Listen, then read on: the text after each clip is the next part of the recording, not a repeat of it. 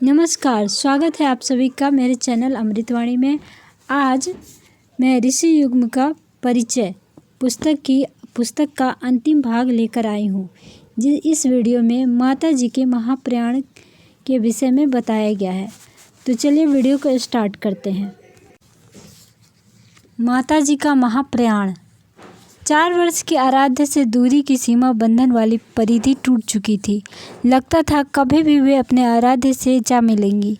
पूज्यवर जिस समाज यज्ञ में समिधा की तरह जले, उसमें अपनी अंतिम हविष्य की आहुति देते हुए परम वंदनीय माता जी ने भाद्रपद पूर्णिमा 19 सितंबर सन 1994 को महालय श्राद्धारंभ की बेला में महाप्रयाण कर उस विराट ज्योति से एकाकार हो गई। युग संधि महापुरस्चरण की पूर्णाहुति 2 चरणों में संपन्न की गई। प्रथम कार्तिक पूर्णिमा 3 से 7 नवंबर 1995 पावन जन्मस्थली आंवल खेड़ा आगरा में 1251 कुंडीय यज्ञ से संपन्न हुई।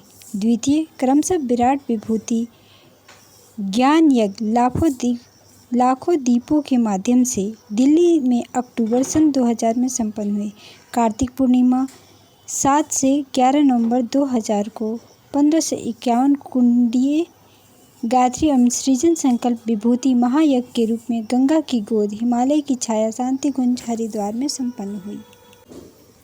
अब है अनुदानों की वर्षा। जो भी परम पूज्य गुरुदेव के पास आया, वे उसे जी भर अनुदान देते रहे, कभी निराश नहीं लौटाया। कुछ गिने चुने अमिट प्रारब्ध ग्रस्तों को छोड़कर प्रायः उन सभी की उन्होंने भरपूर सहायता की जो तनिक से सहयोग या अनुदान पाने की इच्छा से उनके पास आया। सदैव यह कहा कि हमारे पास कुछ नहीं, हम अपनी माँ से मांगेंगे और जो भी मदद संभव होगी करेंगे। कभी यह नहीं कहा कि हम यह करेंगे। यह उनकी सबसे बड़ी महानता थी।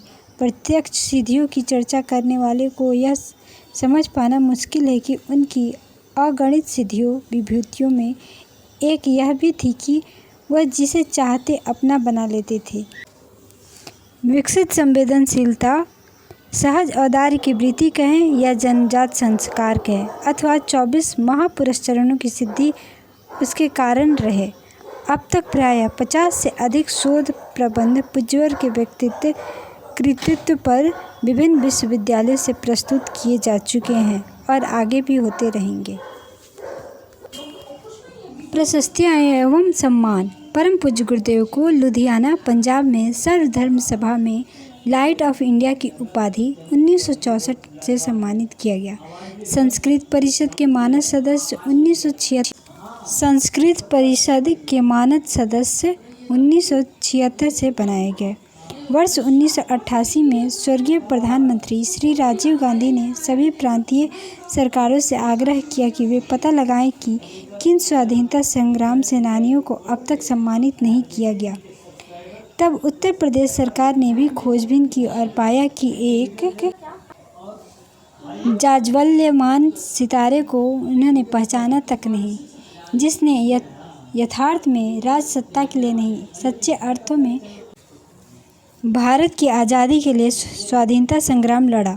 15 अगस्त 1988 को श्री हरीश चंद्र जी, प्रभारी जिलाधीश सहारनपुर ने स्वयं शांति कुंज हरिद्वार पहुंचकर पूज्य गुरुदेव पंडित श्री राम शर्मा आचार्य जी की विशिष्ट लोगों की उपस्थिति में ताम्रपत्र भेंट किया।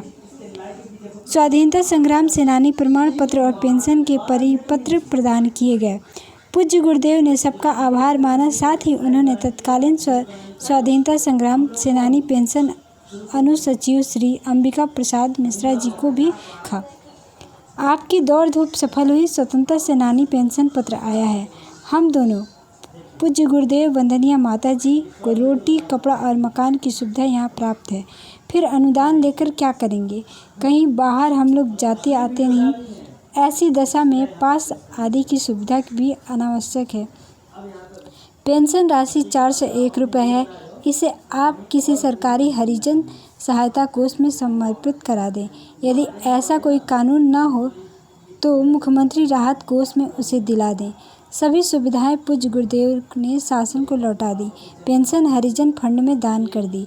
27 जून 1991 को वंदनीय माता जी की उपस्थिति में तत्कालीन राष्ट्रपति महामहिम श्री शंकर दयाल शर्मा द्वारा परम पूज्य गुरुदेव की स्मृति में 1 रुपये का डाक टिकट जारी किया गया।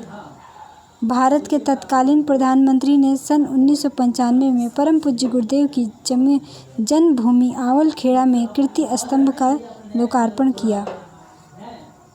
आयुर्वेद विकास हेतु राष्ट्रीय समिति के सलाहकार नियुक्त हुए। स्वास्थ्य संरक्षणों के प्रशिक्षण का दायित्व शासन द्वारा शांति कुंज को प्रदत्त किया गया।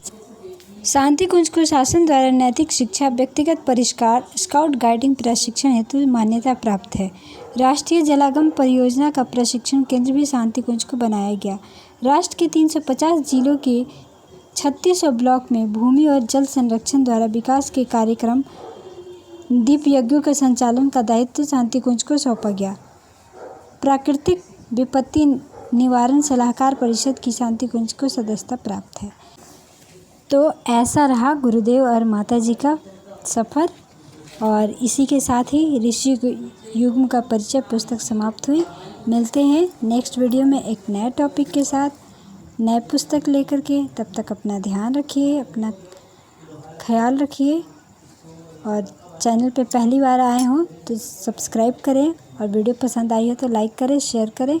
वीडियो में अंत तक बने रहने के लिए आपका बहुत बहुत धन्यवाद।